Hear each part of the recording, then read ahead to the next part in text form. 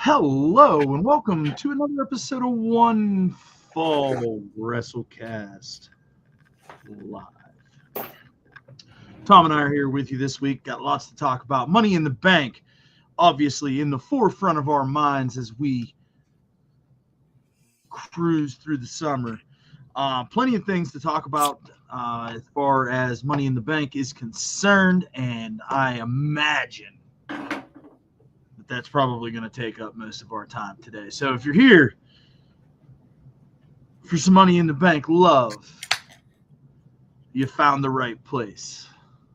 Can't wait to get into it.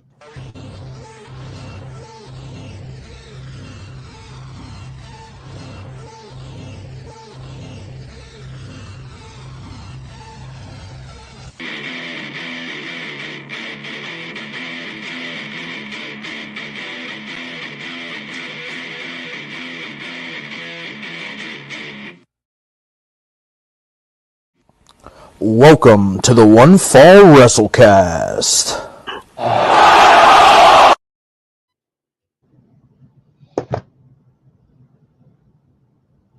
What's up, Did you dude? know that Seth Rollins and CM Punk are the only two men to ever win Money in the Bank twice? No, I did not. They just told me this on Raw. Oh, See, well, I thought Edge won twice, but maybe I'm just like thinking about his like half cash-ins a lot. I love the friend of the Pats. show, Pat Martin. That's awesome. I love the Pats here. Good to see you, bud. Yeah, man. I mean, yeah, I guess that makes sense. So there, he and Punk, the only ones to win it twice. Seth already came out and dangled it in front of John Cena tonight, so who knows? Who knows? John Cena. Honestly, it would make me happy if he cashes in on us, because God, it would shut up the internet, like, because they're like, how come Seth Rollins never says anything about John Cena? He's here to ruin wrestling.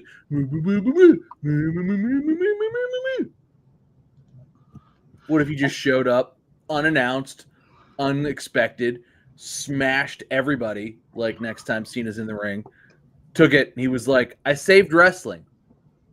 What did you expect me to do? I told you I was going to do this.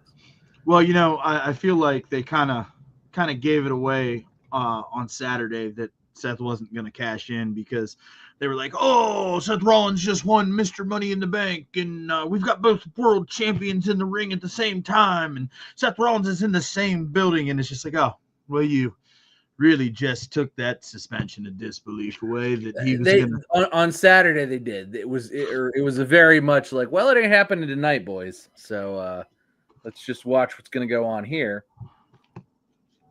So we did get a surprise, though. We did, and we'll get into all of that here momentarily. You know, I'd really like to talk about something that was in the news this weekend, and that's one Odyssey Jones calling out WWE over Nikki Bella's Raw return while she's in the middle of a domestic dispute. Do you want to know what the difference is? Because I'm going to tell you. And nobody's going to like the answer to this. Everybody's going to hate the answer to this, and so are you. And everybody should. This is a hateable answer. The answer is, because Nikki Bella's on screen right now. I was just getting ready to ask you if she had been on there yet. She's on right now. And Becky's about to come out. Whoa! Nikki Bella has made the WWE a substantial amount of money over a several-year run, including, but not limited to, the Bella's TV show, which netted them a whole bunch of money. Odyssey Jones had not yet had the opportunity to make a whole bunch of money for the WWE. Also, I don't know that his ceiling for making a bunch of money was as high. I mean, he just got paired up with the New Day. Right. But like, it was like the second iteration of the New Day. It was like the new Fabulous Freebirds. It would have been like, I don't know, who was a the new Midnight Express, who I think the new Rockers, the new Al Snow Rockers. and Marty Jannetty. Yeah. Well, hey, real quick trivia question: what was Al Snow's name in that tag team?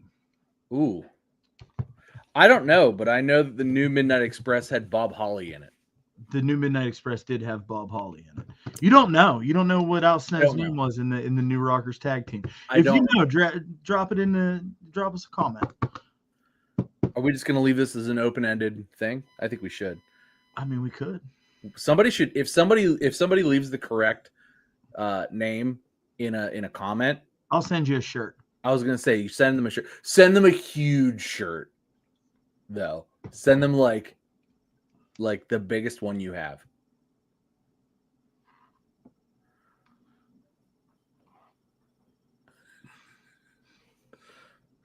Make the logo really small. It'll be funny. Huge shirt, tiny little logo. Like this size logo. Yeah, make it like a little, just a little branding. Yeah, just a little like boop boop on a huge. Oh shit! So you're saying that money talks and bullshit walks?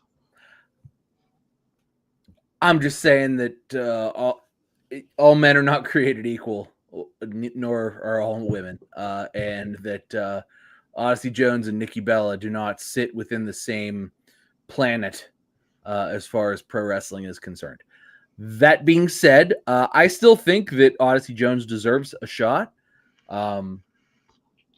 Now that his case has since been dismissed and what have you, but it's we're comparing apples to hand grenades here. It's not the same thing.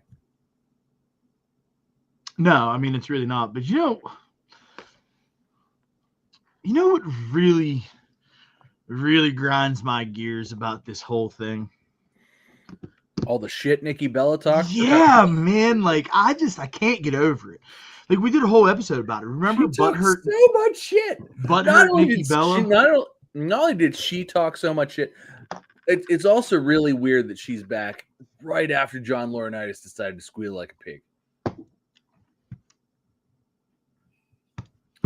Friend of the show, Pat Martin with the Google machine.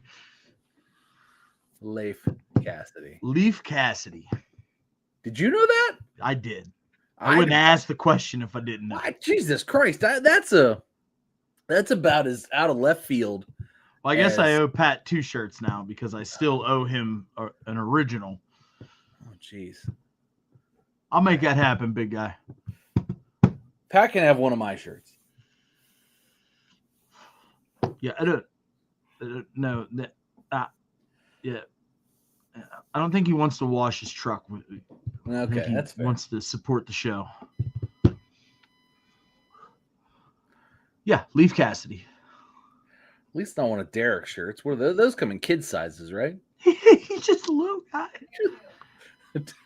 Actually said Derek Hale. I mean, he hasn't even been answering us in the chat recently. Sure hasn't been. We've even cued him. We've teed him up a few times. Like, yeah, absolutely. Hey, yeah. Derek.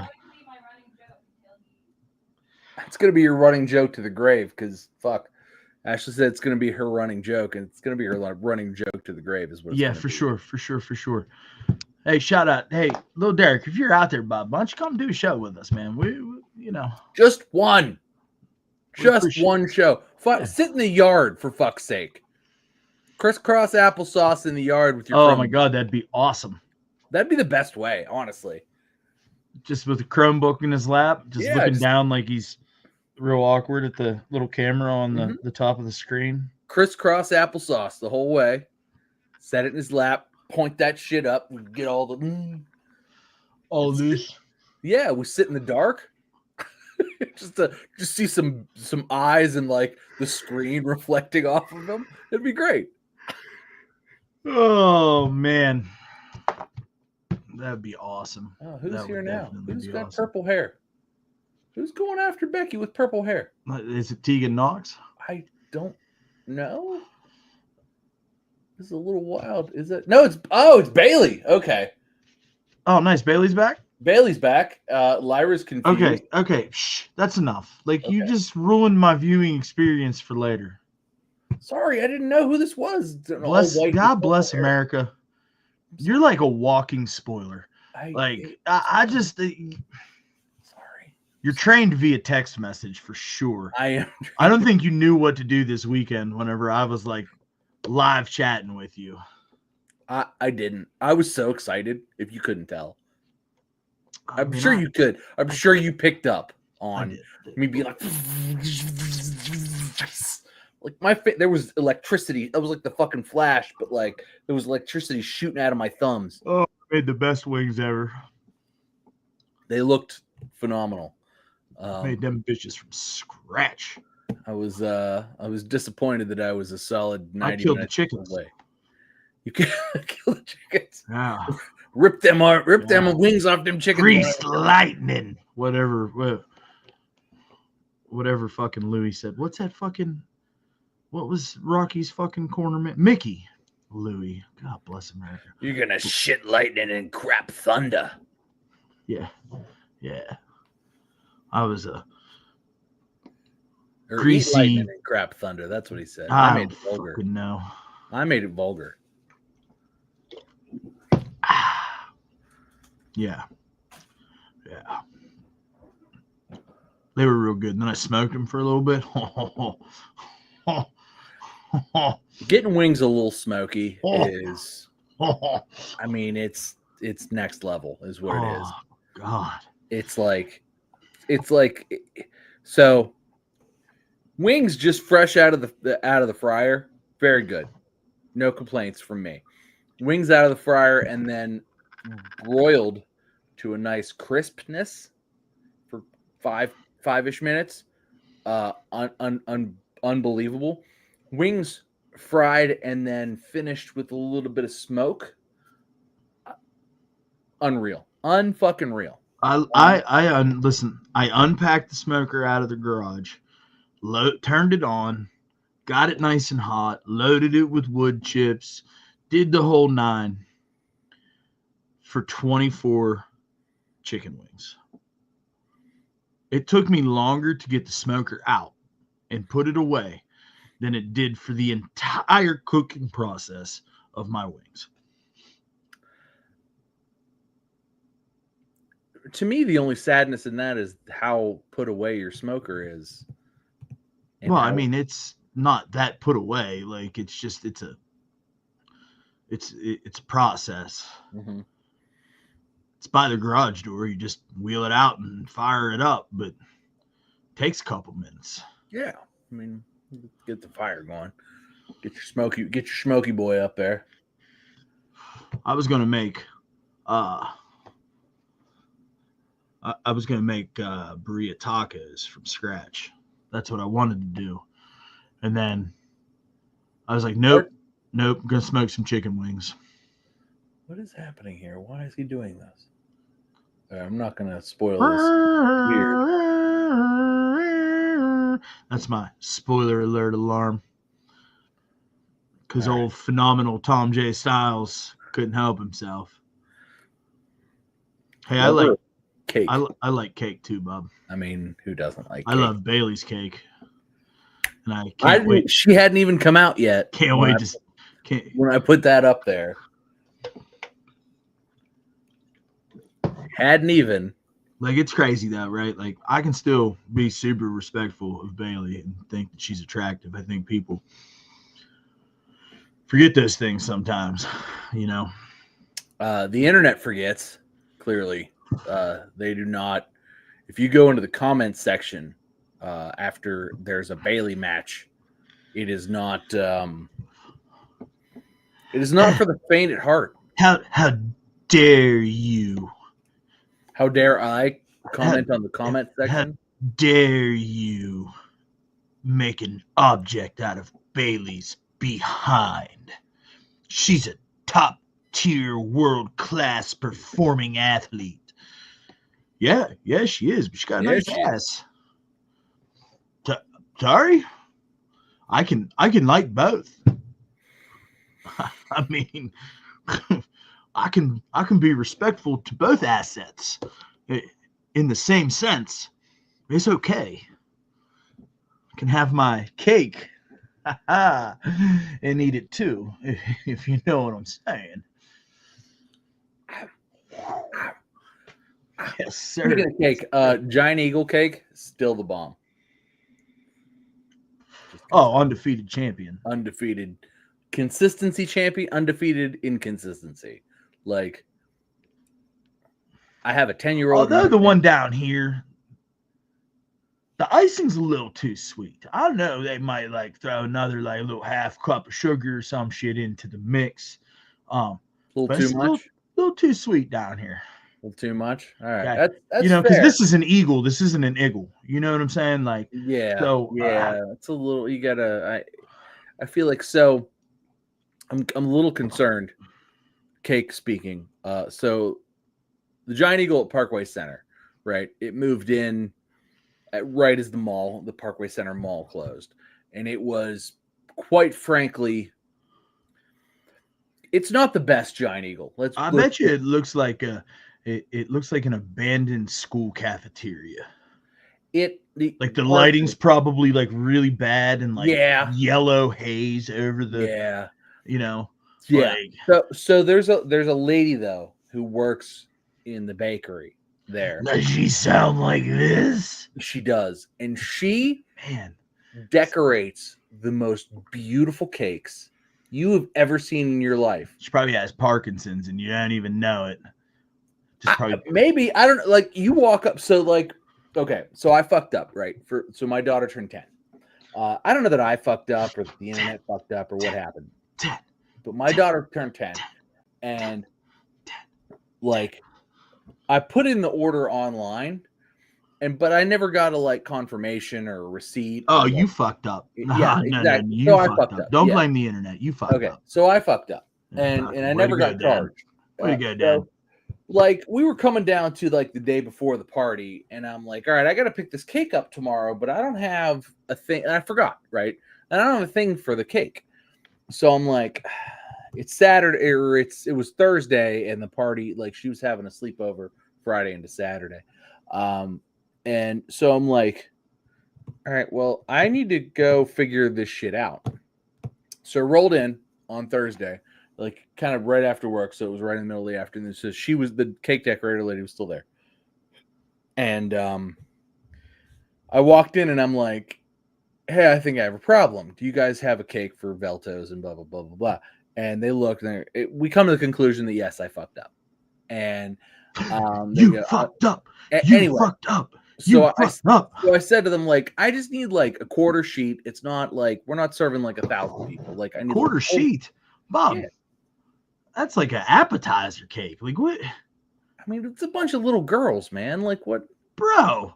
You don't send them little kids home with leftovers, you cheap bastard. No, not with leftover cake. What? It's not you. You fucking. Hey man, hey, take some cake with you, pal.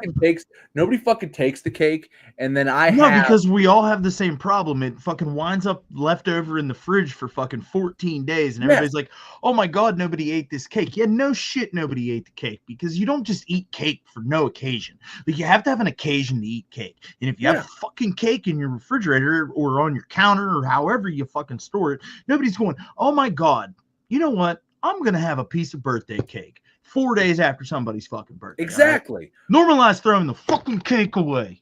Or just buying less cake. Anyway, so bought the quarter sheet. Fucking cake. I still brought a quarter of that quarter sheet home. And anyway. Throw it in the dumpster. No, it was the most delicious thing ever. It got eaten. Because this lady, not only did it get eaten, it was fucking beautiful. She's like, she's there, the one writing shit down, and she's like, she's like, well, I don't have these kits, because you have to like pre-order those, but like, I can spray it. What color do you want it? And Evie was like, ooh, hot pink, because she's there, of course. Ooh, hot pink. She's like, okay, babe, what do you want on that? And she's like, flowers. And she's like, can I do light blue flowers on your hot pink cake? And she's like, can they be hot light blue flowers? And she's like, I think I can make that work. And she's like, what else do you want to say? Happy birthday, Evie. And also, like, can it be like, have like, can it look real fancy, like sparkly, like a diamond? And she goes, I got you. I picked up literally the most beautiful cake I've ever seen in my entire life. It was $28. It was So she airbrushed it. It was stunning. Not only was it stunning, She it was airbrushed fucking it. delicious. She's a retired airbrush. She's a retired carny. She used to be in the Bates Brothers fucking traveling carnival doing airbrush t-shirts. And the Bates Brother Carnival doesn't even go to the Fort Steuben Mall anymore. All right. And she got fired and she landed at the Eagle in the dead mall that's all by itself, airbrushing cakes. It's fucking stunning. dope story. It's stunning. Fucking It was stunning and delicious. It was the most edible, stunning thing I've ever seen or had in my life. Anyway, this is also the coolest bottle opener that I ever found for $5. That's sweet. Right? That's It really just sits sweet. here on my desk because, like, I had it in my wallet, but then I realized I didn't go anywhere. So now it sits on my desk. Like, because anywhere I go that, like, I'm going to order a drink that needs, like, the bottle to be opened, they're going to open it for me. So now it sits on my desk. And it opens my cans, too, because it's a little thin metal card thing. Hey, I got a question for you. Hmm. Does the name Patrick Clark mean anything to you? A little bit? Because it should. Explain? Patrick Clark had a lot to say this weekend on Twix or Instabook or Facegram. One of those things. The Velveteen Dream. Yeah, the Velveteen Dream. Oh no! What did he do? So I let's didn't see this. let's just pump the brakes here a little bit. How on many Dream. shoes did he eat? So Oh no! I think you share my sentiment when I say no. this. I had a lot of respect for what Velveteen Dream was able to accomplish in NXT. I love the Dream. I think he loved was Dream. criminally underrated as a performer. Yeah. And it's unfortunate that he got sucked into some internet nonsense, that the charges have since been dropped, et cetera, et cetera. Except he got in his own fucking way. Had he just gotten out of his own fucking way, he may have had a chance at some point. He'd probably be Intercontinental Champion right now if he could get out of his own but I mean, fucking way. even to create a reunion in the last year since he's been cleared and his name's been cleared, and then he did the apology video to WWE. Hoping for a comeback, I believe. And we've had no movement on that front clearly. And Velveteen Dream's been pretty critical of some things since the apology letter. Vince McMahon was one of those things. But this one, this weekend, I don't know how I feel about it. So Velveteen Dream said something to the effect that Seth Rollins has been stealing gimmicks for 10 years. And that if it wasn't for other people's success, he would have no success himself. Now, I'm paraphrasing his Twix or his Instabook or his Facegram. I love you. I love that. Well, I'm old. I'm not hip. Okay. Our birthdays are like a couple days apart. Yeah, just as old. Yeah, I know. But anyhow, so he goes on to say, he's the King Slayer after he beat Triple H. He's the Beast Slayer after he beat Brock Lesnar. He's a messiah. He's a visionary. He's a revolutionary. And it's like, where are you going with this, bro? Like,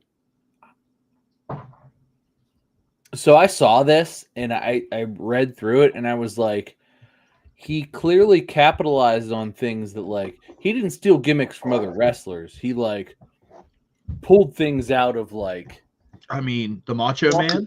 popular media. I mean, his mannerisms were very Macho Man.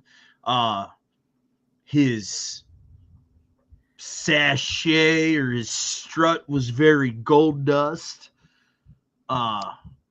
His aura, if you will, was Shawn Michaels-esque, right? Like, I don't. Where are we going with this, bro? That's the thing, is that, like, so I feel like everybody pulls from somebody else, right? It's like you stand on the shoulders of giants. Well, yeah, because I mean, exactly. They tell you that, and it's like, when you're trying to build a prototype, of like a good manager or a good performer or like, a good actor, you take a little bit from this guy because he's got that part figured out. You take a little bit from this guy because he's got that figured out. Maybe this girl over here gives you some information that you didn't really have in your skill set, and you put all that in your little tool belt and you strap it on every day, and that's what makes you a better at what you do, right? Yeah. And you pull from everything, right? Like, you have to pull from popular culture. Because in the end of the day, you're a performer, and you have to pull from your influences to be able to perform. And if you're Seth Rollins, who is a lifelong wrestling fan, you pull from all that stuff. But if you're Seth Rollins, you're like a lifelong, like, I love TV and movies and shit. So I'm like, okay, so Kingslayer, I'm going to pull from Game of Thrones because I'm the king. I killed the King of Kings, Triple H. I beat Triple H. I'm the Kingslayer. But, like, you also, like, put your own spin. Look, nobody's going to tell me that what Seth Rollins does isn't kind of weirdly original with the fucking crazy ass suits and the crazy ass gimmick outfits and the big red boots and the, like, just anything that's, like, on the verge of cringe, but, like, about to be like, but is something that's happening and is the heat of the moment. That's what he's doing. And it's like, well, you could love it or hate it, and that's fine. But, like, he lives on the edge. Like, he's right there. It's like, okay, I am right on the edge of, like, what's going on right now. And it's not too much that it's like you can't show your kids what he's doing, but it's also not, like, so laid back that it's not just on the touch of edgy. And he's, like, found that correct balance to live in where it's safe enough, but it's also just enough edgy that, like, it's fit for mainstream TV at all times. And, I'm sure he's got, the machine behind him helping with that. There's people researching and going, all right, this works, this doesn't work, this works, this doesn't work, because that's what everything is today, right? Like, that's what everything is. So, but, like, Seth listens to what all of that is and goes, all right, well, I'm going to implement that. I'm not going to implement that. And so far, I mean, love him or hate him, I mean, the guy has maintained a top status role while being in everybody's face for a long, long, long time. Because that's sort of the other thing, is that, like, say what you will about Roman, and he was shoved in our face and this, that, and the other. But, like, Roman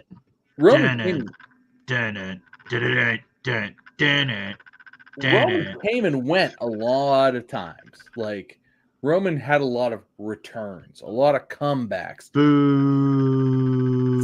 Seth didn't have a lot of comebacks. Seth was very present and is still very present. Yeah, a couple comebacks. A couple, like, torn ACL once, torn ACL twice. Forced though. Torn meniscus. But forced, like he was forced out. Like, his outs were like. So was Roman Reigns. Roman Reigns was forced out by the fans.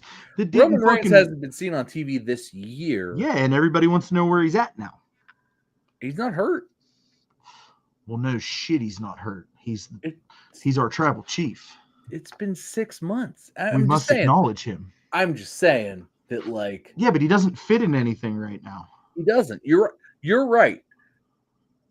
But the point I'm trying Nothing deserves his presence right now. Seth makes himself fit into everything.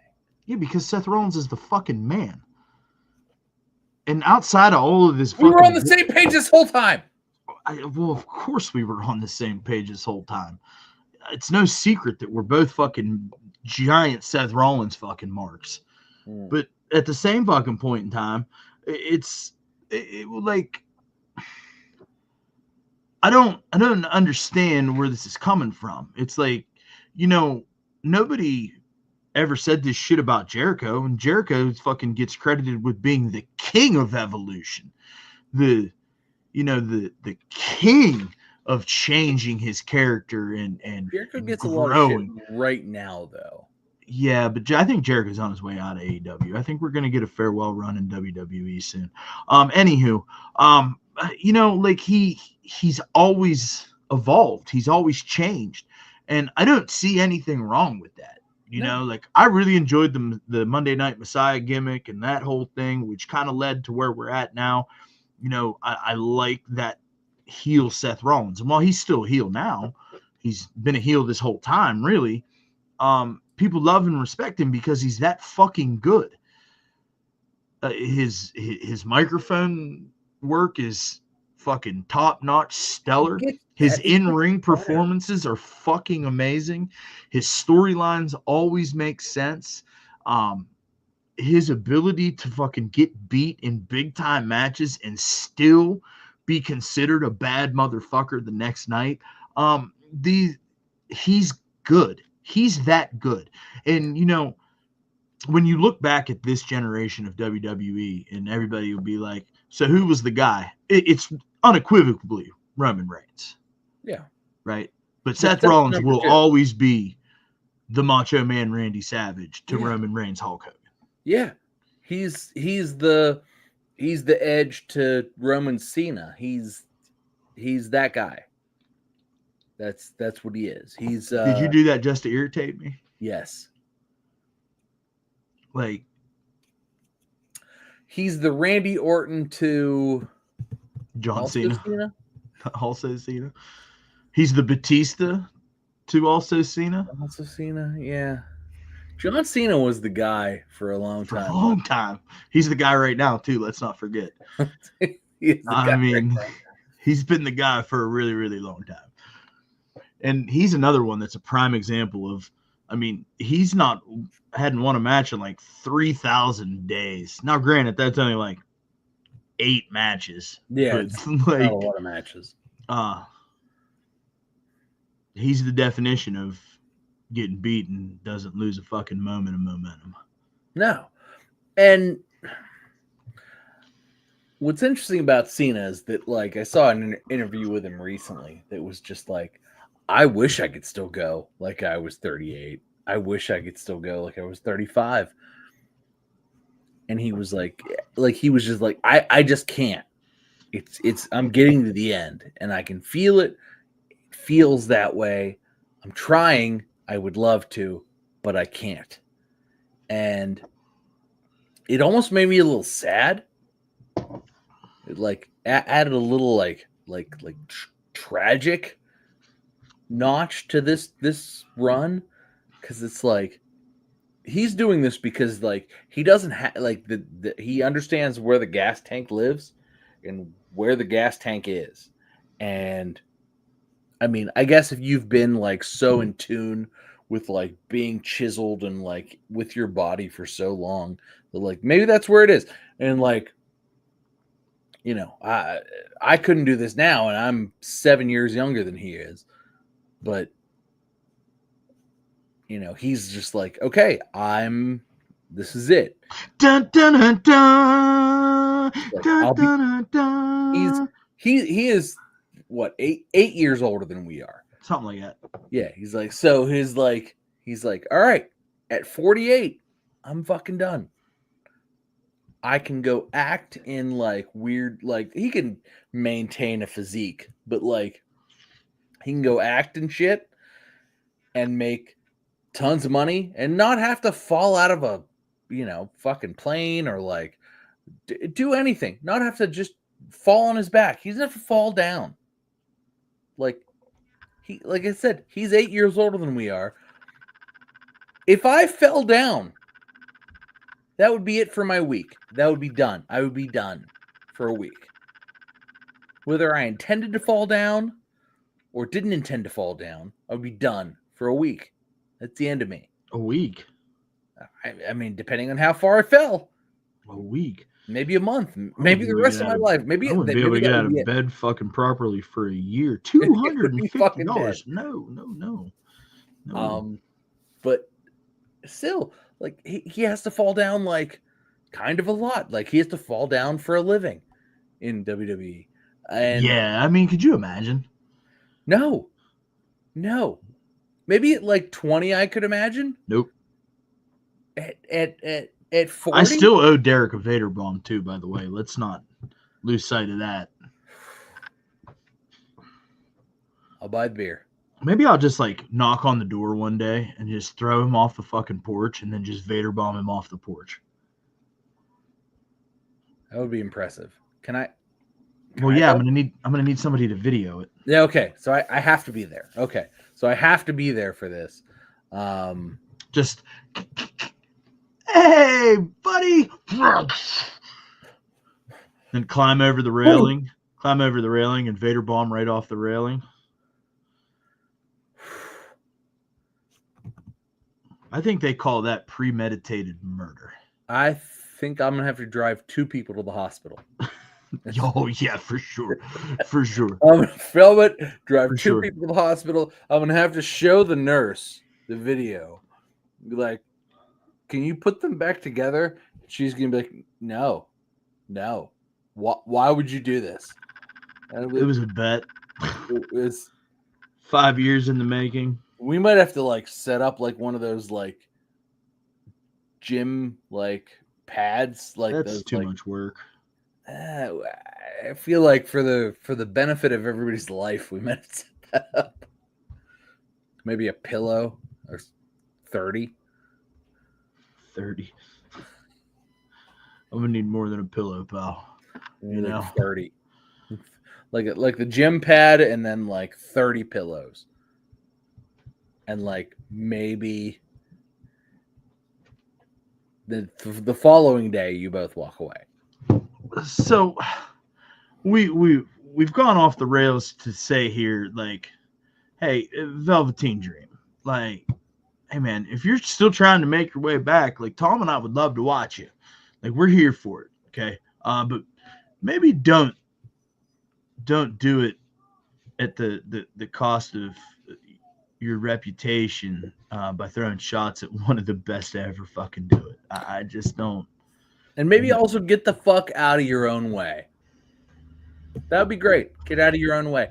Can you get booked anywhere right now? Because like maybe get booked somewhere else and do that and do it well, and don't be a piece of shit and get in your own way. Like go do something somewhere with less morals. Because, you know, I would love to be able to pull my Velveteen Dream t-shirt off the rack of obscurity over here. Because I had the NWO one, the purple one with the black NWO logo that said OVA, you know, Dream OVA. Uh-huh. And I bought it because it was on sale. And then 3 days later, he was a fucking pee-pee toucher pedophile. And I'm like, I can't wear this. It's over there retired with my Ric Flair helicopter PP shirt, which I also refuse to wear. What a couple of good shirts to wear. Yeah. Maybe cut the grass in them. No. There's a couple of wrestling fans in the complex. Speaking of, so the guy that cuts our grass has been banished from our HOA. Oh boy! Yeah, it was a whole thing today. Oh boy! I guess it happened in our front yard. I wasn't here. I was at in work. Your front yard? Yeah, in my front yard. Whole thing happened in my front yard. While you were at work? Yeah, while I was at work. Oh fuck! My wife said, I didn't hear anything. The mower was on the whole time, but the neighbor saw everything. I said, well, no, well and good, but like I paid for the whole month, so Homie better show up next week. somebody better fix that come Monday next week. Maybe maybe some other guy. There better be some other guy. That's the problem, right? There's got to be some other guy. So, that's all I care about. I don't give a fuck who it is. I don't care if it's the guy I paid or the guy that said, hey, you're not welcome here anymore. Somebody's cutting my grass, at least for the next 4 weeks. Yeah. Wow. Yeah. It's only 6/9. Yeah. Nice. Paid for all of June. Nice. Well, Rest for the of next June.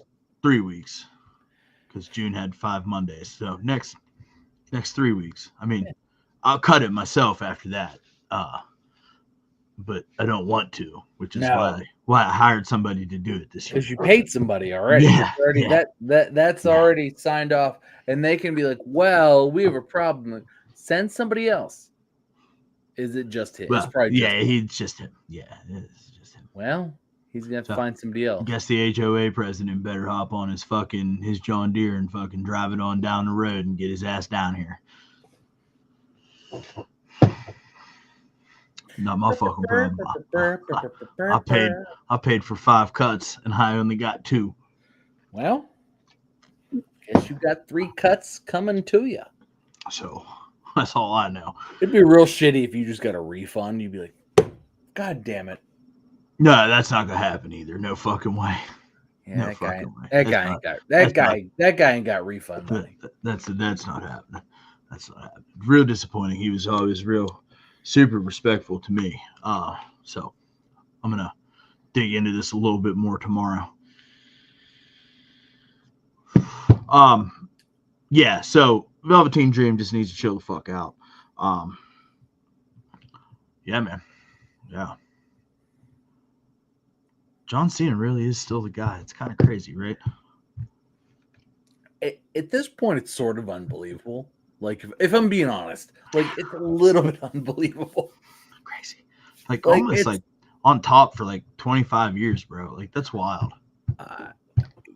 There was a point in time where he was almost fired. Yeah. Then he could. Yeah, he was doing that prototype shit where he was dressing up in the fucking same city's colors every night. How much money do you spend in ring gear when you're like not even established? That's wild. I mean, he was doing his best. And honestly, that's like John Cena fucking. That's like when Jericho. Yeah, baby. I feel like that's the thing I respect the most about John Cena is that, like, even when he was like making the minimum and like probably gonna get fired, he was still doing his best. And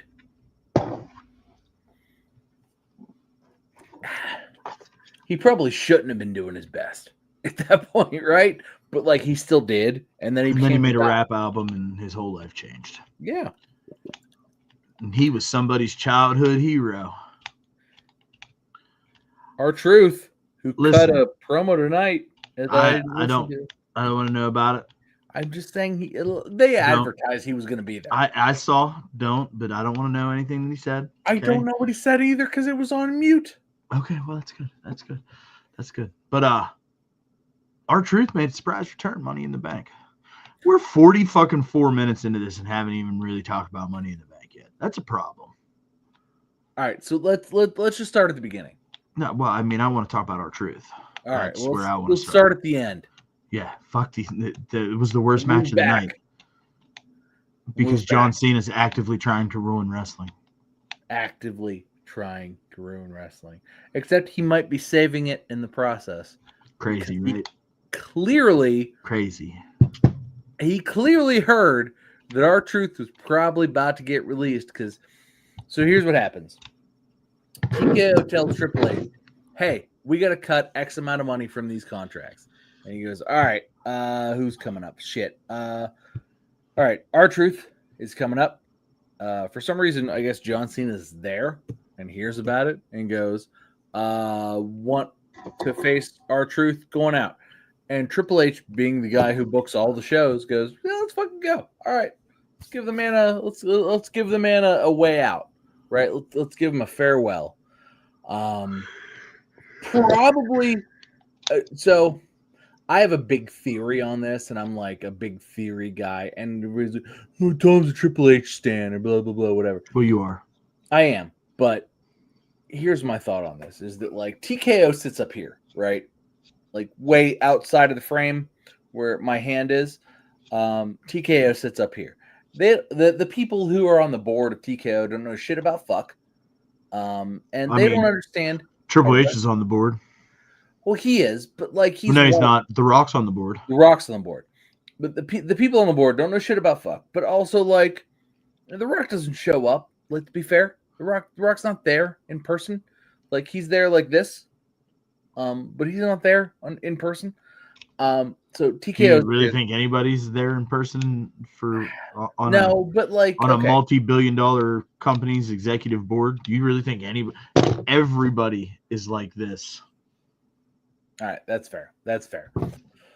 Anyway, that being said, no, you know what? No, because I think Triple H is there in person in the office. Yeah, but he sits on like the WWE board. He doesn't sit on the fucking TKO board. I don't. Right, but he's in his office in probably his house, but still, he's there.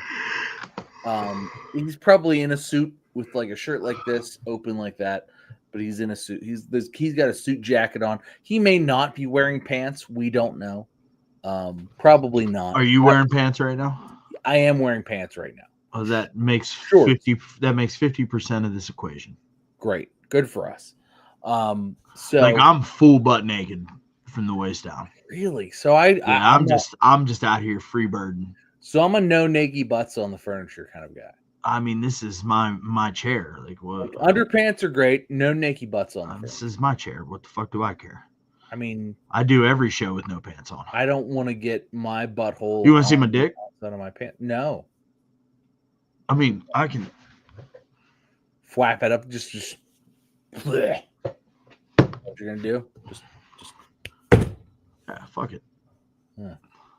Let me put my dick on the table. It'll hit the table like that. No, it won't. It's not that big. Nah, I think that might even be too loud. Yeah, it might be too much. It might be too much force. It might be too much. Less force than my index. So anyway, for the record, I have pants on. Just fuck. Anyway, I don't know that I can recover from this. Hey, listen, whatever you do inside of the privacy of your own home is none of my business, all right? I don't care about your no-naggy butts on the fucking furniture policy. Okay, I know that that's not true. You can tell me that that's true. I don't believe you. I don't believe you. Not even a little bit with your with your sex dungeon you're running over there. There's no dungeon. We have weak joints. Anyway, goddamn sexual deviance. You know what I mean? Just weak joints is what has me weak at the moment. Smack me in the face. No, actually, tell me I'm pretty. There's a very no hitting policy around here. There's no hitting. All right, I'm gonna try not to laugh. I'm trying really hard not to laugh to the point of like tears. All right, let's go. So Triple H at his desk doing a Zoom call, no pants, go. So he was TKO probably was like, all right, you need to cut X amount of contracts, right? You want me to show you the big game Boski.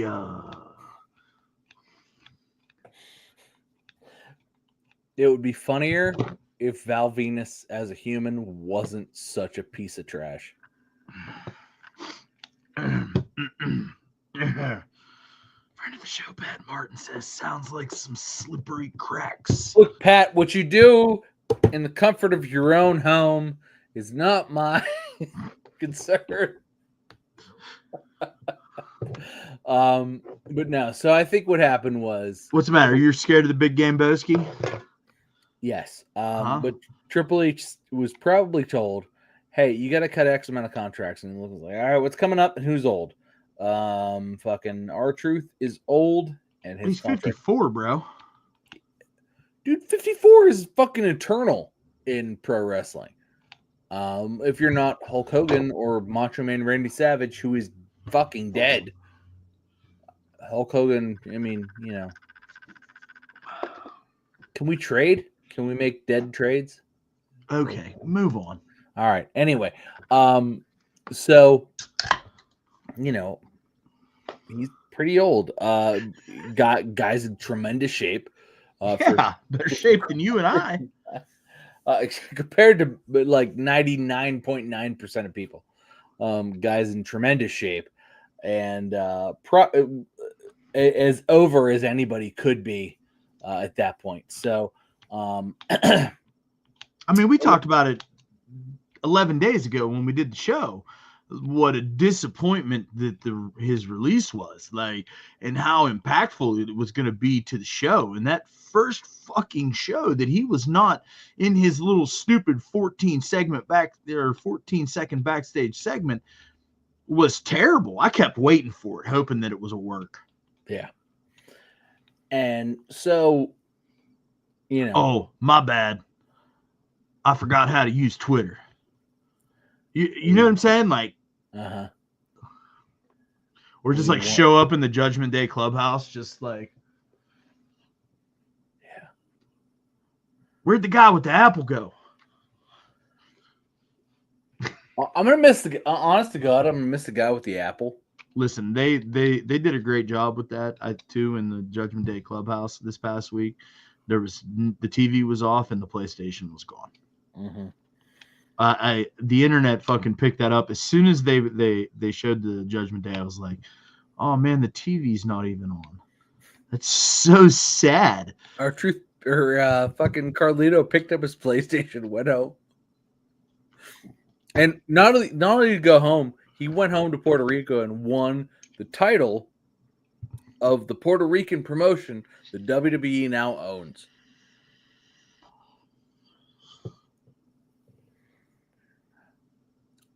All I'm saying is, it's like, did Carlito get demoted? Not demoted. His contract expired, and they were like, "Here, buddy, go home and be the champion." And he was like, "Cool. My house and family are still in Puerto Rico. I'm going home." And he's been hilarious on Twitter about it the whole time. Yeah, he definitely has. Hilarious. So that, I mean, if I'm gonna, my lawyer told me I owed them some money. I don't know what. If I'm gonna throw any criticism at WWE, is that they tried to release the two funniest guys on the roster at 100%. The same time. Can't do that. The two guys that were like, and like, oh hey, there's Nikki Bella cutting a promo. Anyway, the two guys who were legitimately just like at this point, dude. Like, what are we doing here? Oh, because you didn't know she was there. I knew she was there. I'm mad about it all week. Do challenge for she got to be on TV twice now. Walking in and now with a microphone in her hand. It's on TV twice. It's almost like the show is 3 hours long. Bro, miss me with this Nikki Bella bullshit. Okay. Right. I'm sorry you wanted to go in fresh with like 40. No, man, fuck her. What a goddamn hypocrite, bro. I want to realize. I want to realize we've not yet talked about Money in the Bank. What? Just the audacity. I'm gonna have to go get another beer. Triple H probably paying for her legal fees because she beat the fuck out of that jiu-jitsu instructor. Hit him with a fucking high heel. Now he got to pay her child support. What the fuck is that? He didn't know she was going to bring weapons into this. He was going to choke her out, but she beat the fuck out of him with like sticks and shit. Because she's been in she probably grabbed a goddamn chair and was just like, "Bitch, bam, fuck you. I'm a pro wrestler. Did that hurt? I hope it did. No, I see. What you say to me? You know what? Hold on. I'll be right back, motherfucker. And then she scurries off. Right? And then she comes back in and bitch holding a kendo stick. She's like, what'd you say to me, motherfucker? Huh? Say it again. Fucking say it again. Say it to my Starts face. poking him in the chest with it. That would be amazing. I wish that was on tape. Fucking hey, Liv's back. She was back last week, bro. Yeah, but now Liv was back to like she already wrestled once, and now she's like getting in. Yeah. Fucking Nikki Bella. I am your John Cena. God. I'm here to ruin wrestling. I'm gonna she's gonna pop up on my screen when we come out of the show, and I'm gonna be like, what the fuck is this? I'm probably gonna text you at like 1 o'clock in the morning. What the fuck is this? You're gonna text me. You ruined wrestling. What the fuck is this? Why is she on my TV right now? Because I've ruined wrestling. And it's like we get this energy because she's a girl. No. She said some really dumb shit. Okay, and she deserves to reap what she sows. There's others out there that deserve a fucking second chance. That fucking talk a lot of shit. That don't fucking have a second chance. Nikki Bella. Oh, did you fearless? Oh, with my little Jordans and my hat on backwards, my little booty shorts. She has her hat on backwards right now. And my Bella shirt that I've been wearing since fucking 2004. She is wearing the Bella shirt. Are you not watching? You're not watching right now? No, I don't watch during the show, but I watch it afterwards. You just called her out. You see this? You see this big white thing here? Yeah. Well, yeah, that's my TV screen, bud. Yeah, well, you just called her out. Yeah, no shit, because she does not. So to be fair, she does not have her. She's female John Cena. She does not have her shorts on. She has long, like those, like weird, like torpedo, like straight leg shorts, like pants on, like those things that like are trendy now that nobody wears, other than like people who are trendy. What? You know, there's like you know what, Tom? I don't fucking care. I really don't. I might fast forward through her. She ate in Oblivion. She's dead. She needs to eat a slice of get the fuck away from me pie. That's what she needs to eat. She's dead. I think Liv Morgan's gonna kill her. Fucking twat. Because Liv just killed her. Okay, you're gonna love that. Her. God, you're gonna love this segment. This segment is gonna get you. Don't fucking cry equal rights and all this fucking horse shit and fucking blah blah blah blah blah, and then fucking a year and a half later come and take a fucking payday. Fuck you. You know what? I'm done. Thanks for watching. Talked about Money in the Bank. Fuck it. I'm done. Dude, fuck Nikki Bella. Nikki Bella's ruling in wrestling, not John Cena. You know what I'm saying? Fuck Nikki Bella. I don't even care. Well, Liv Morgan I don't even care. It's all love, except for Nikki Bella. Go fuck yourself. We'll see you next week. I'm fucking doing this shit. Like, no. I'm not doing it. You know what I love? I'm just not going to do it. It's not, no. You know what I love is that Walt walked away and I noticed there was still a Christmas tree in the background.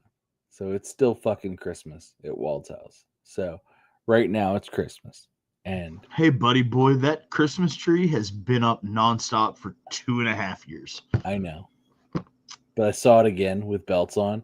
And I lost the remote, though. And like it's been red since like February of last year.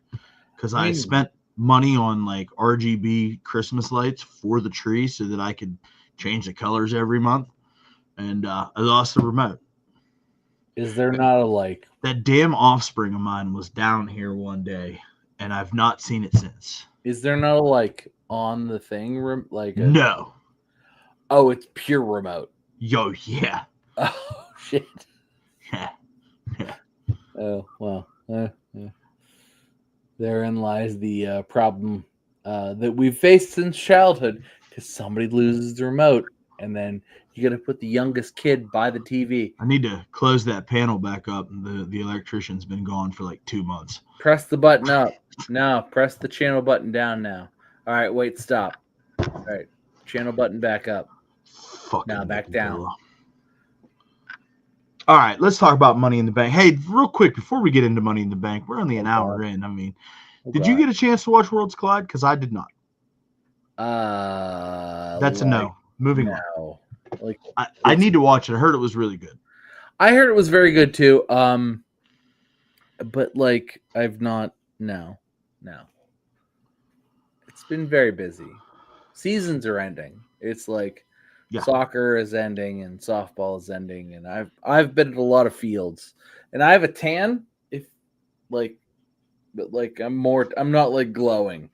Like I've been at fields. You're a disappointment to all the Italians for you've been in. You look pasty white like Patrick Martin. Yes. At least I'm wearing a white shirt, so like this is what white looks like, and like this is what. No, it makes it worse. It should. You're welcome. Honestly, yes. You're welcome. It's very worse. I bet you your parents are extremely disappointed in your level of Italiano right now. Honestly, my father made fun of me last time I saw him. I'm sure that he did. Yes. Because I mean, your dad has this lovely tone of olive year round. My father is constantly golden. Yes. So I'm glad he made fun of you. So he should have. Go fuck yourself. Yeah, I mean, yeah. So that's the Irish from my mother, and frankly, blame it on mom. Yeah, I'm not blaming it on mom. Oh yeah, it's fine. No, it's fine. I love my. No, blame it on mom. And Nikki Bella's the greatest thing fucking to ever happen to women's wrestling. Like, wait, who said that? You're a fucking turd, bro. Like, who said that? Blame mom and then fucking take Nikki Bella's side. Like, that's sickening. You should be ashamed of yourself.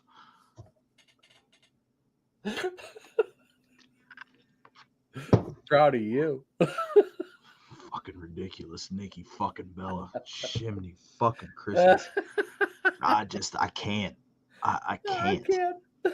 I'm gonna make fun of her the whole time she's on my TV later. I'm the first ever Divas champion. Whatever the fuck she was. Oh my god, I'm the greatest Divas champion of all time. Look at my booty. Let me do my little hip thing, but I don't want you to objectionalize me. That's bullshit. Objectionalize. What a word. Fucking WWE. Why'd she start sounding like Jim Cornette all of a sudden? My Jim Cornette impersonation. Motherfucker. Bunch of bullshit. Go fuck yourself. Motherfucker. Go fuck yourself. Motherfucker. So we started off Money in the Bank with the women's Money in the Bank ladder match, which almost stole the show. For me, it was the best match of the night. No question, hands down. So my only criticism. I really wanted Stephanie Vaquer to win, though.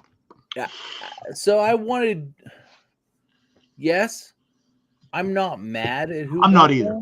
Don't get me confused. I'm not mad that Naomi won. The gimmick change, which I griped about for 2 years. Hey, buddy, we've been griping about the Glow since fucking 2004. Okay, so the Glow was terrible. But then she changed gimmicks, and we were like, "Bring it to the flow." Thank fucking God!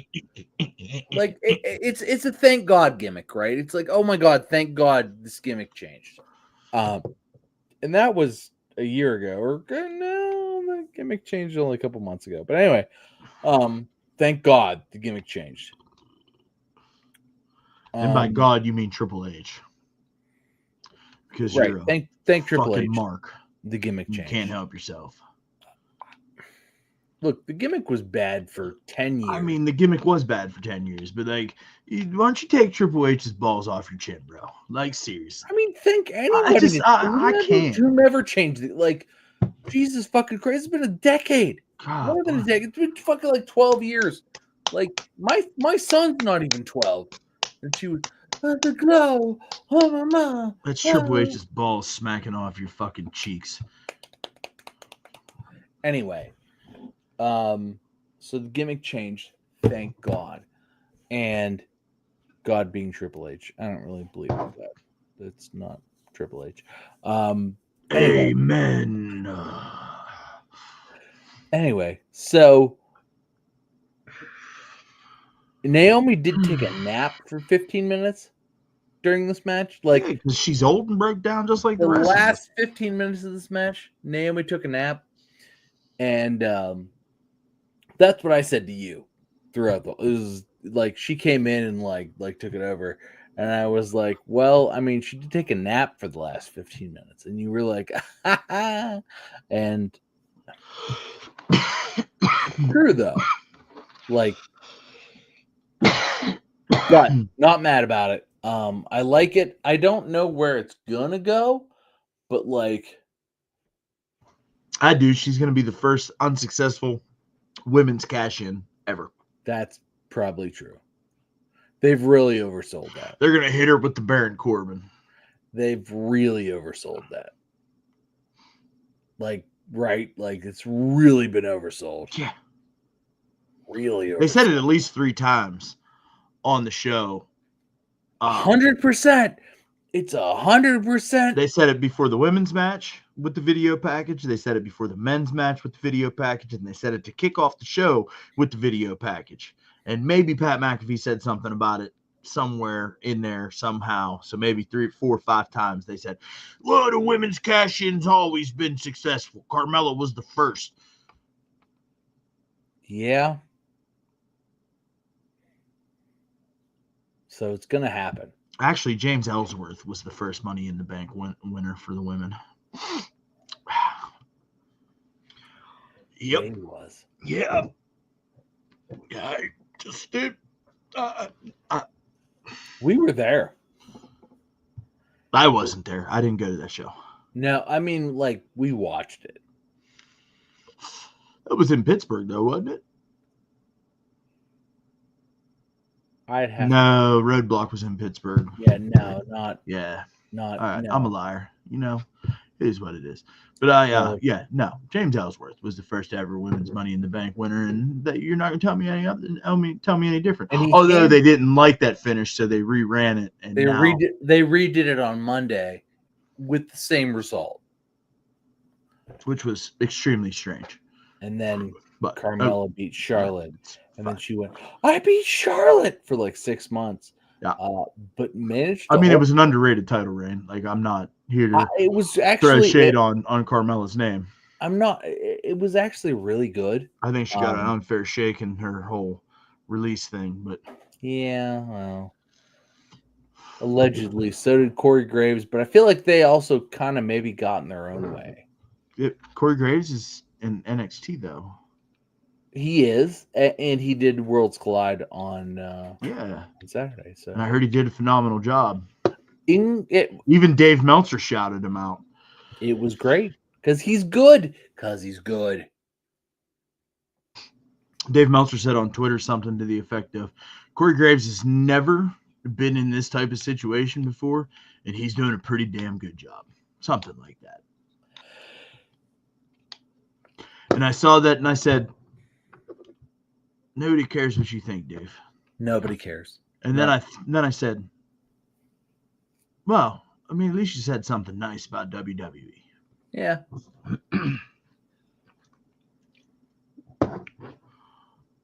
And then I said, no, nobody cares, Dave. Nobody cares.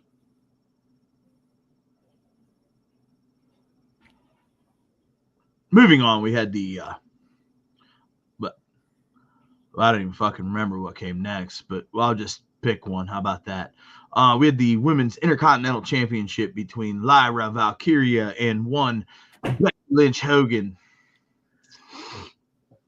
I called that shit, didn't I? So, tell him about the text message, bro. Go ahead, tell him. Tell him what I said to you. Tell him. Go ahead, tell him. Tell him what I said. Go ahead. I'll wait. We'll wait. We'll wait together. Okay, because I called that shit. Called it. You did. I called it. What? Tell him what I said, bud. God, tell him what I said. It'll be all right. Just tell him. God. Where are we at here? I don't know. Yeah. Find it. Figure it out. Yeah. Wrong one. All right. Hold on. Oh, yeah. Find it. Figure it out. It'll be all right. It's all right, buddy. Yeah. Here we go. Friend of the show, Pat Martin. Wasn't that impressive. Nope. Was good, but wasn't what we were expecting. Yeah, no, that was something else. Different. No, something else. Look, Pat. Hey. You didn't send me. Definitely did. No, definitely did. Okay, go ahead. What'd you say? Definitely did. I said Lyra's losing this match. You can see the look on her face. It's written all over her face, is what I said when she was walking down to the ring. Different message stream. Yes, you did say that. Oh, I did say that off to the side. Oh. Yes. Different stream. Yeah, sorry. We were talking differently. I'm looking at official messages. Different stream. Yeah. Okay. Anyway, yes. No, you did say that. I did say that. Lyra's losing this. Look at her face. And lo and behold, she had a little boo-boo face coming down in the ring. I mean, she did have a little boo-boo face. She was just told. Oh yeah, a little boo-boo face for sure. Just, and you could really tell whenever she was doing her woos, her wing flaps. She's like, da-na-na, whoa, da-na-na, whoa, da-na-na, whoa, da-na-na. That's what she was doing. I'm like, oh, she's losing this fucking match, and she's pissed. Becky was like, well, let me tell you something, brother. My name's Becky Lynch, and I'm the man. So I'm not doing no job for no fucking NXT pushover. Except that she's like, brother. She was 0-4 to Lyra going into this. 0-3, but still at least 2.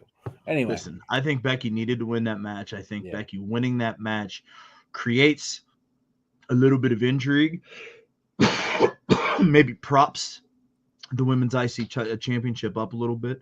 And you don't want Lyra over more. Yeah, and you don't want those matches to, those titles, those mid-card women's titles to not mean anything.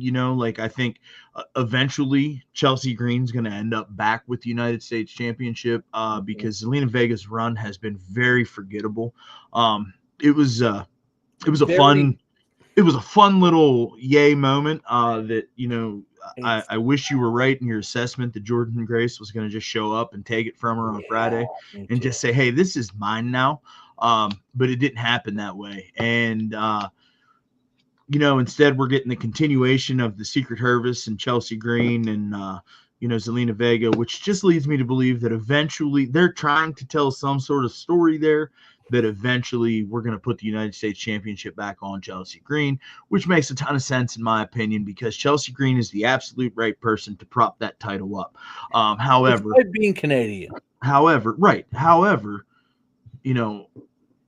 as much fun as I have watching Lyra Valkyria work, she's not Becky Lynch. No. And when you want the title to mean something, you've got to do this from time to time. You've got to break a few eggs to make an omelet, so to speak. Yeah.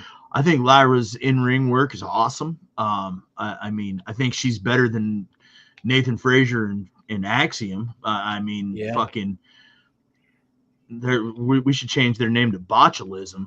Botulism. Wow. Those guys are fucking wild, bro. I'm not impressed by those guys at all. And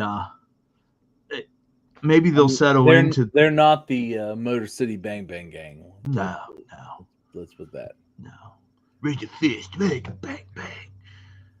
Hey, Cash Wheeler got arrested again too, by the way. I don't know why. Who's shocked? I saw it. Raise a hand. I saw it when I was scrolling, when I was doom scrolling one night, and I never clicked on the thing. Shame on me. Raise a hands. Who's shocked? I did. It was nothing, but also raise a hands. Who's shocked? I told you, join in the Bang Bang Gang. But yeah, so like I don't have a all problem. Just need to mind his P's and Q's is like, you know how many, you know how long it's They been. looked terrible on Wednesday too, by the way. FTR did, like, god awful on Wednesday.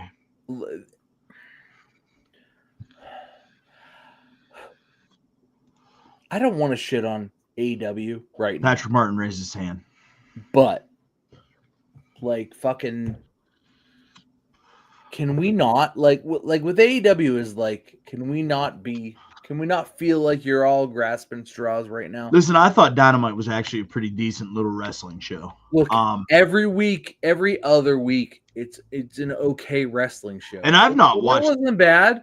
I've not watched AEW in quite some time. Like every week, it's like, well, that's not bad, but also like, it's not particularly good. Yeah, no. And listen, I don't want to fall down that rabbit hole. I just wanted to make the comment that I felt like FTR looked like me after I walk up a flight of steps after their match. I'm just saying. Yes. You know, weird because they've been like, it's a problem.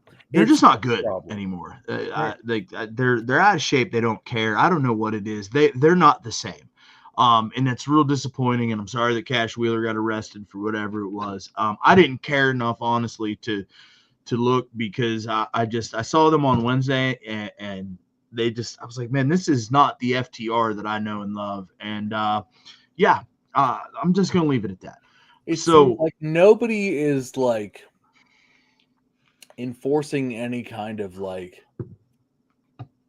necessity to like be good. Nobody's afraid of losing their job, especially FTR. And not that people should be afraid, but also like you should be good at your job, and you only work like once a month. Like, be good that day. Put in the work the other days. Like, it's not okay to be that bad. It was bad, and it's not the FTR that we deserve. And it was bad, and it is. It's been bad, and all of that's been bad. And man, what a missed opportunity. Friend of the show, Pat Martin, says, you seem like you care about Cash, Walt. You seem hurt by this. Well, Pat, I got news for you. Okay. I give about as much a fuck about FTR right now as I do Nikki Bella. So, my name's not Tom, all right, the phenomenal Tom J. Styles, lover of cake over here, okay? I'm not a fucking Nikki Bella mark, okay, that blames my mother for my problems, all right? That's Tom. That's not me, all right? My mother is a saint. I mean, you just blamed your mom because you're not Italian enough. Yeah, I don't know, like, what you want from me. Okay, I can't help you. All right. My mom's side is like Irish. But I've got some Irish in me too, bub. That's where I get this luscious. I don't have the strawberry brown colored beard. I don't have the beautiful red beard. The red beard, the great. I have like the perfect hue. Pirate. I have like the perfect hue of red. You really do. Like, if you put a red shirt on, you're just like. Everybody's always like, you're fucking ginger. No, I'm not. Like, you're like, give me a fucking scabbard though, because I'm a pirate. I'm an Irish Viking is what I always tell everybody. That really is what you are. Yeah. I'm a drunken Viking. Scandinavian and Irish, and just keep them out of the sun, everybody. It's real bad. Listen, we're going to Florida in a couple of weeks, bro. I'm like been looking for like 75 SPF. I'm so scared. I mean, it's been we're going to NOLA in a couple of weeks, and like I've got some base tan going, but like I'm also bringing the like 30 SPF. Like, I'm scared. Rayon. Like, we went to the pool at the in-laws the other day.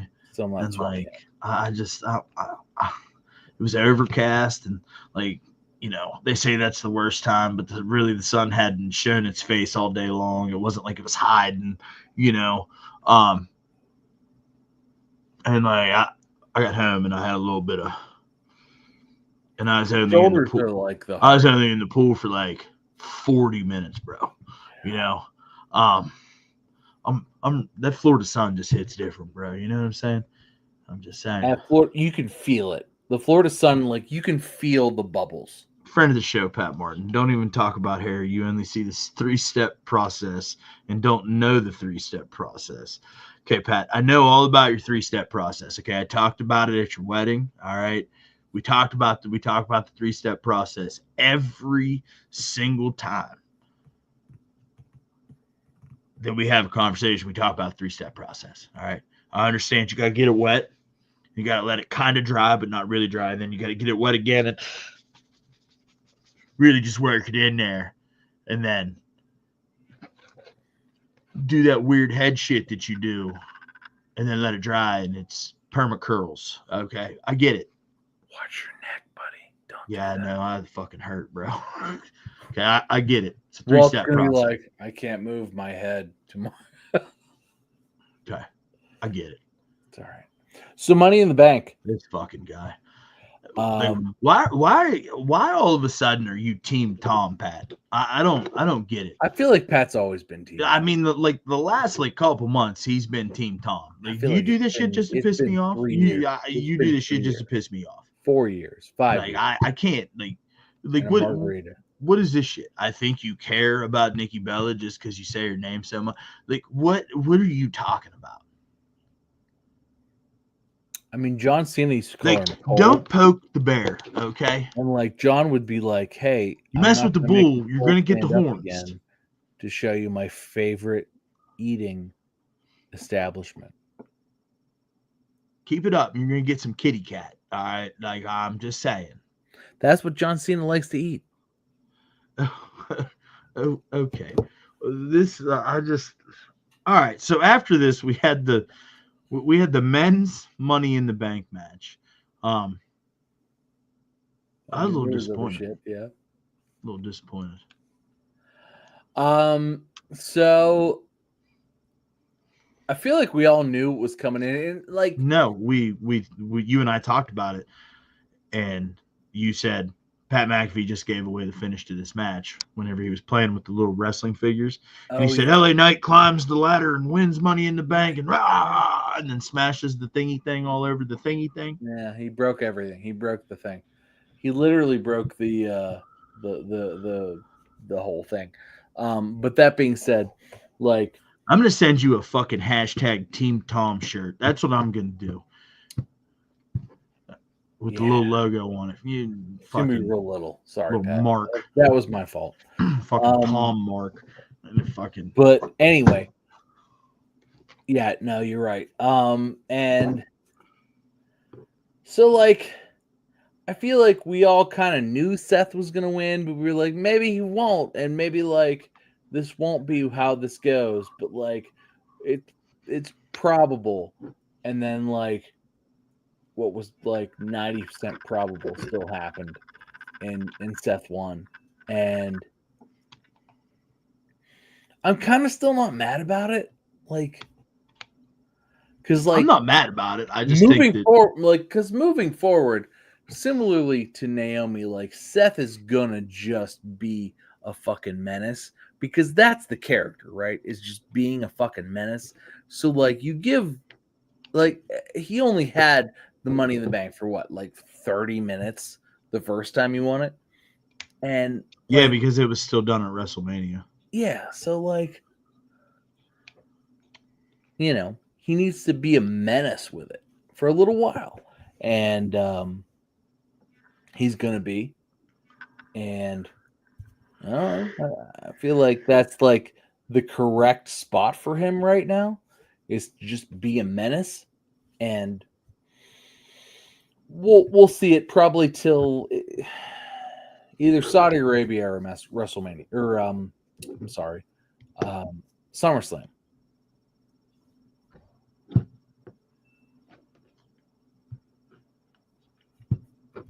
No, I don't care.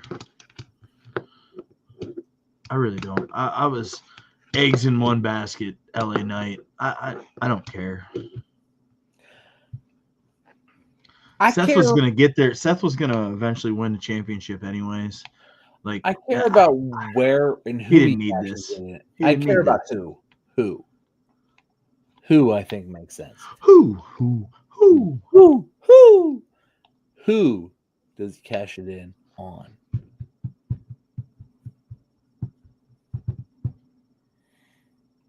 I don't know. Does I he don't. do it? I Does he understand do it it. on Jay tonight? I understand it. Jay versus Gunther is happening Yeah, right now. Goldberg's gonna interrupt that. I hope so. That's the word on the street. I hope so. Goldberg has not interrupted the last multiple Goldberg interrupted opportunities. I just don't just move forward. I just don't think Seth needs the Money in the Bank briefcase. It doesn't. It's like Drew winning it last year, even though they made that immediately matter, which was awesome. But it didn't make sense to me. And then we moved on. We already touched on this. The main event. Cody Rhodes and Jey Uso, Yeet against Logan Paul and the last real champion, the 17-time greatest of all time. 17, never seen. You can't see me. John Cena. What'd you think about this one, bud? Really enjoyed it. Kind of already knew what the finish was going to be in some semblance. I expected Cody to win. Didn't expect him to pin Cena? I don't know. Kinda.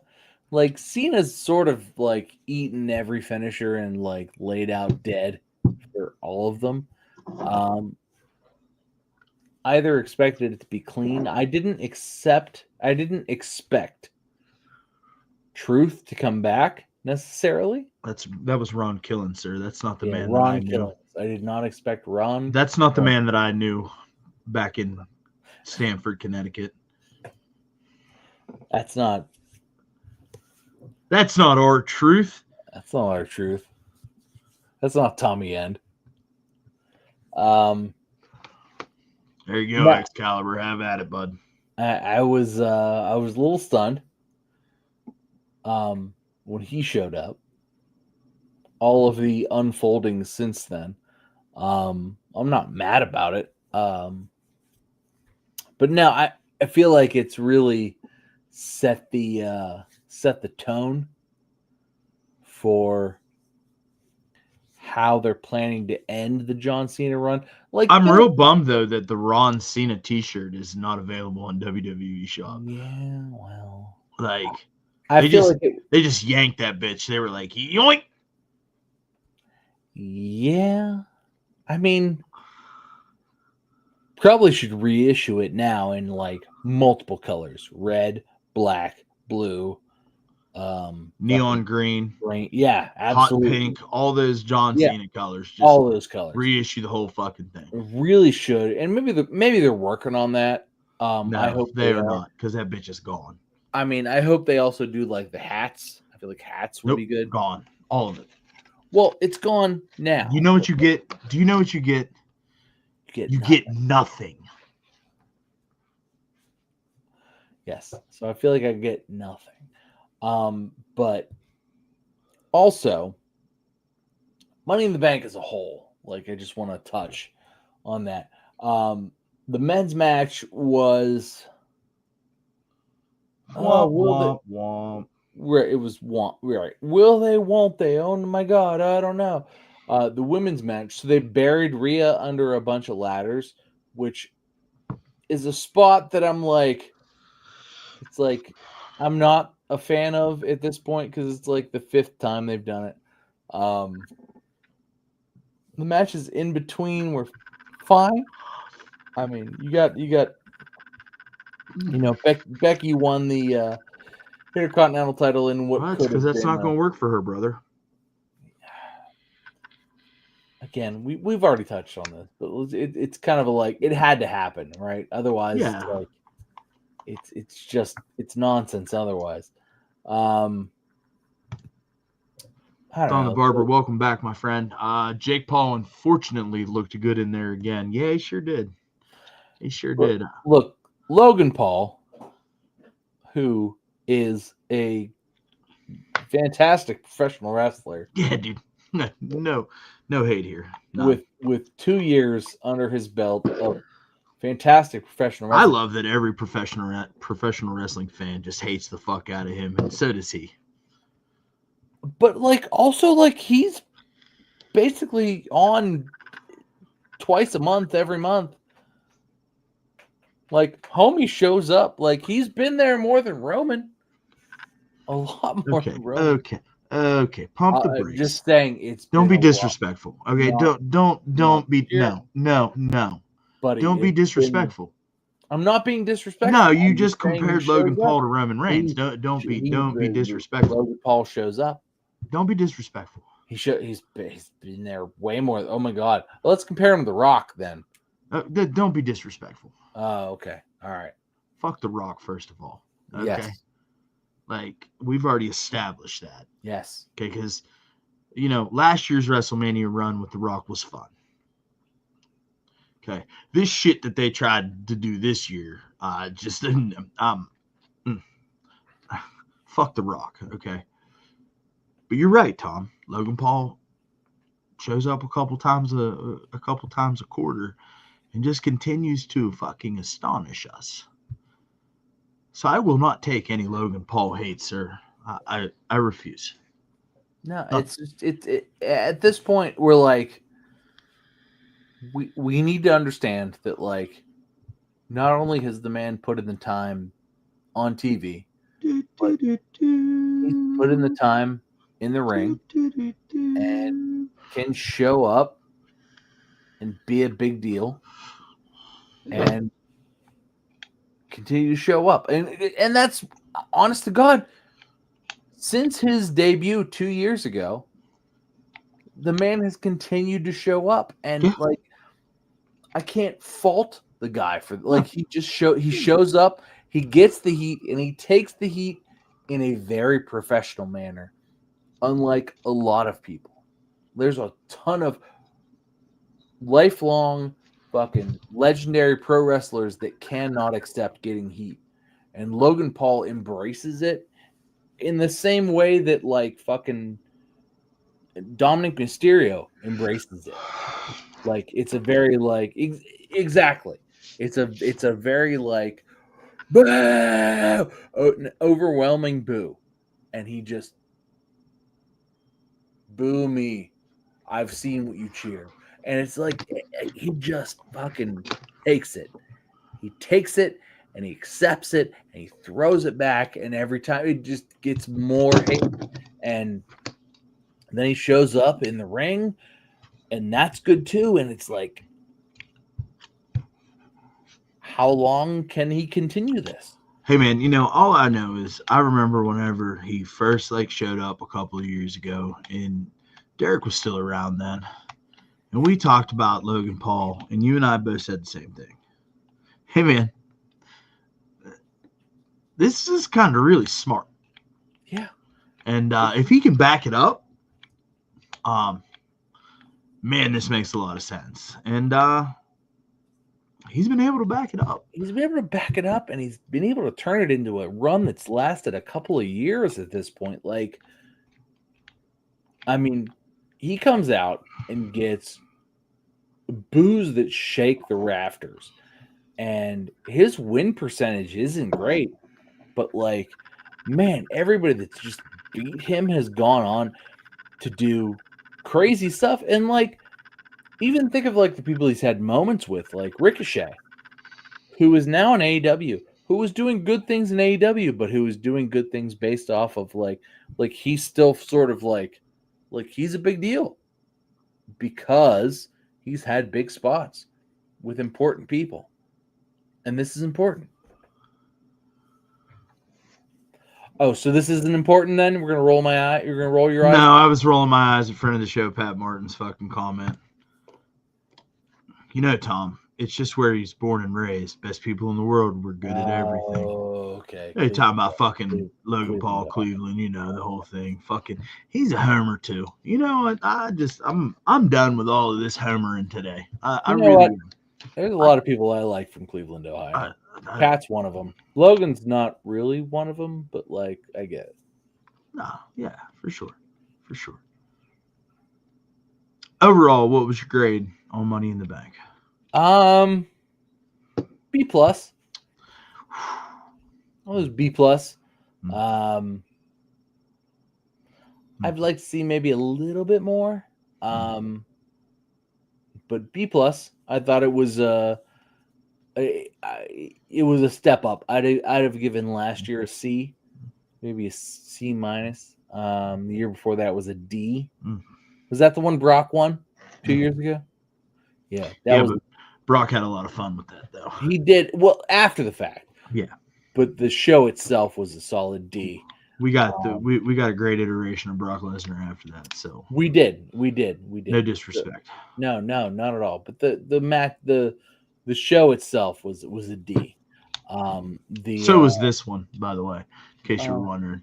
I didn't care for this at all. Not at all. See, I thought this was good. I think that friend of the show, Pat Martin, gave it a C minus. What did I say? B minus. Okay, with the Don. Listen.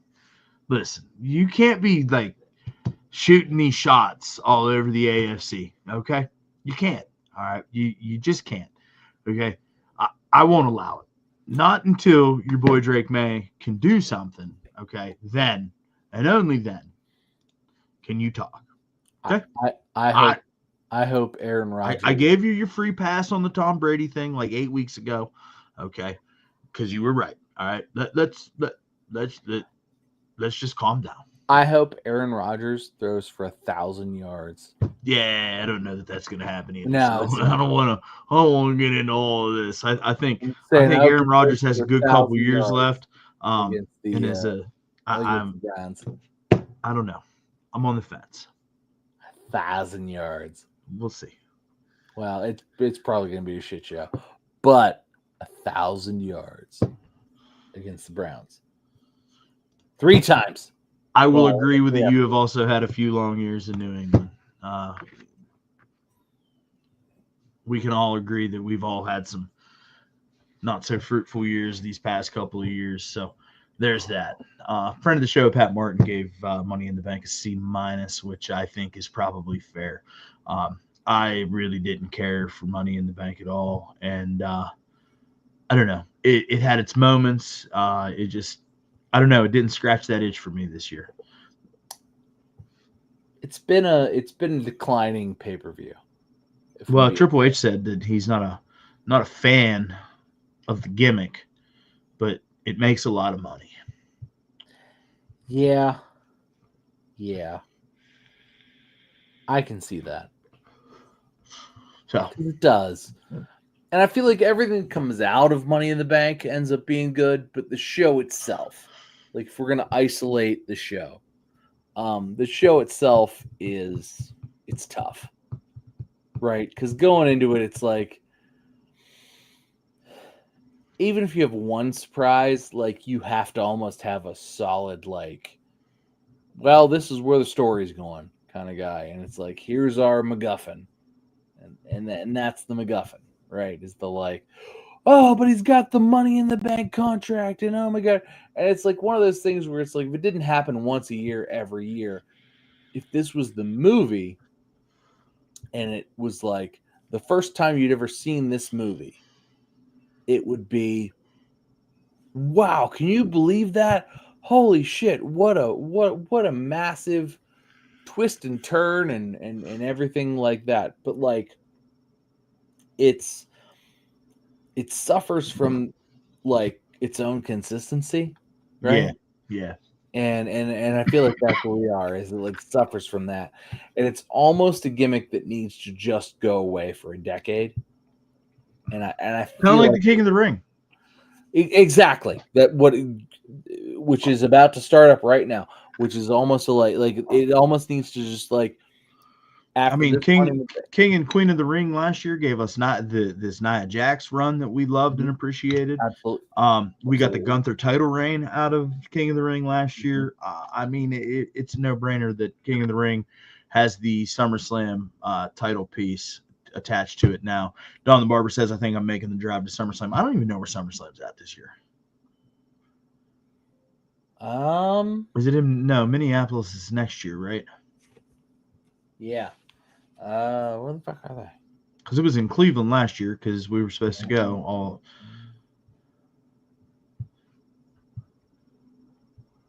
I don't know. SummerSlam 2025.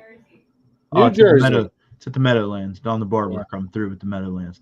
Yeah, I mean, that would be fun, but I don't know. Roman's on the poster. Ticket prices are getting wild, getting out of control, man. It's unbearable. Jesus Christ. But that's a conversation. $300 for shit seats. Good lord. That's a conversation for another fucking show. Hey man, we've got one piece of business left, and that is the internet famous, world class, one fall WrestleCast match of the week.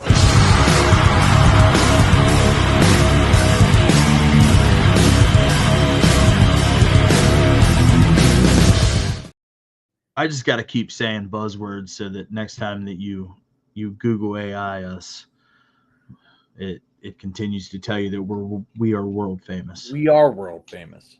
We're a famous wrestling podcast with millions and millions of listeners. My match of the week this very week in which we sit in the year of our Lord 2025, was none other than the women's Money in the Bank. I felt like, despite the very end where Naomi took a nap for about 15 minutes before winning, everything leading up to that was great, including all of Naomi's spots. It was a little spotty at first, and then it got a little like it did everything a good ladder match should. It was like everybody comes out like firing on all cylinders, doing spots and stuff, and then everybody's immediately dead for a little bit, and it's like, oh, this is real hard. Where this succeeded this year versus last year was that last year I feel like every woman had a hard time picking up ladders and putting them into place, and it was a painfully obvious thing. It was almost like ladders weighed like twice as much as they weighed this year, and like there was this like dead weight in ladders. And this year ladders seemed to move a lot easier for women. I don't know if that's actually what happened or just like magic happened and like things just managed to fall into place the way they ought to. But every like weird ladder spot seemed to be worked out very, very well. And I thought that this year's Money in the Bank women's match really surpassed last year's by a ton. And if I'm being honest, was probably maybe the best women's Money in the Bank we've had thus far. Naomi winning at the end was sort of a shock. But like I said earlier, I'm not mad about it because I really like the gimmick change. Despite her sort of ineffectiveness for the last like 10 or 15 minutes of the match, I think the outcome was good. I'm interested in seeing what goes from here. And I'm just kind of happy that like it didn't end up on like Rhea, where the internet would be like, oh my God, fucking Rhea gets all the opportunities and blah, blah, blah, blah, blah. And that is what it would have been. And with the women's ladder match, like I feel like, especially even with last year, despite the match itself being kind of wonky, like Tiffany coming out of it, like, and sort of being kind of a menace with the box with the briefcase was a good deal. It was good television. And we never really knew, was she going to cash in on Nia or was she going to cash in on the other champion? And it was Liv, wasn't it? It was Liv for most of it. But I feel like that changed hands too during that title run. So, but yeah, no, I thought it was great because it was Liv, and then it was Rhea beat Liv, right? And then Rhea held it too. So it was like it was sort of half and half. And I thought that what Tiffy did was good, but this time it's like now we've got a pure like heel, going into this now. And it's like, well, she can kind of go in and cash in on whomever it is because they're both babyface champions at this point. And yeah, I'm interested. So I thought the match was great. I like the finish. I like who has the title, which I feel like in this is like a weird. Yeah, but they sold those mid card title cash ins a lot too. They did In the women's in the women's piece. I feel like at this point I would be disappointed if she cashed in on a mid card title, even if she doesn't win like a world championship. Like I feel like that's more worthwhile, and I feel like that's what Naomi deserves to like try to cash in on. But you know, we'll see. I feel like I'll have a different opinion once the cash in happens. But at this point, I'm not dissatisfied. It's fair. It's fair. It would be really interesting to see how all of this plays out. Again, I don't think Rollins needed to have the briefcase. No. Not mad at Naomi having it. A little surprised. A little maybe bummed out. You know, I'd like to have seen Alexa get a chance, or maybe Stephanie McCurry. Well, I mean, she would have been a 2-time though at this point. Yeah, now. I mean, I understand it. With Rollins winning it, they were like, "Well, we don't want to have 2-time champions." Yeah, it is what it is. You know, so we'll see what happens. My match of the week was the match that we didn't talk about, and the match that I felt like was really good but was still a letdown, and that was Dirty Dom defending his Intercontinental Championship against Octagon Jr. in what was a mishmash fucking throw together.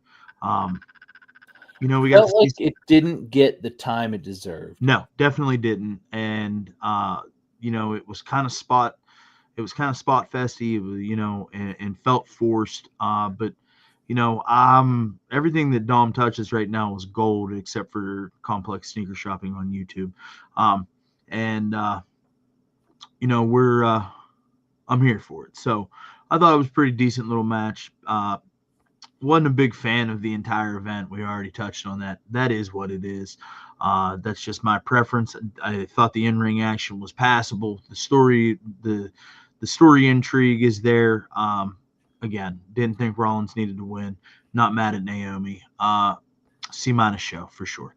So that was my match. It's almost like show that like makes every show after it better. You know what it was? It was a goddamn glorified house show. That's what it was. But the show, you're right. The show itself is like not up to the caliber that it should be, but like it makes everything that comes after it better. So it's almost one of those like, well, we're gonna throw this one away. So if you're not gonna watch, but then you'll watch Monday and Friday afterwards, like it's almost that level of show, right? Where it's just like, hey, go on vacation this weekend and then watch Monday, Friday, and you'll get everything that you needed from the pay-per-view. And like moving forward, everything's going to be a little better because there's this element of danger now that exists that didn't exist before. We made this exist in this show, but like the show itself, like wasn't that dangerous. Tom S. Dangerously. Exactly. Hey, man, if you're still here hanging out with us, man, we appreciate you. Go ahead and hit that thumbs up for us and maybe even consider subscribing. Check us out over on Twitter and Instagram at @1_fall WC. That's ONE. Also, you can listen to us wherever you consume your podcasting. And, of course, right here on the tube of you. Tom sells feet pics on Snapchat. And, yeah. Snapchat. Yeah, so. As always, thanks for hanging out. It's all love. We'll catch you next week. One Fall WrestleCast. I sell your feet pics on Snapchat. Bro, nobody's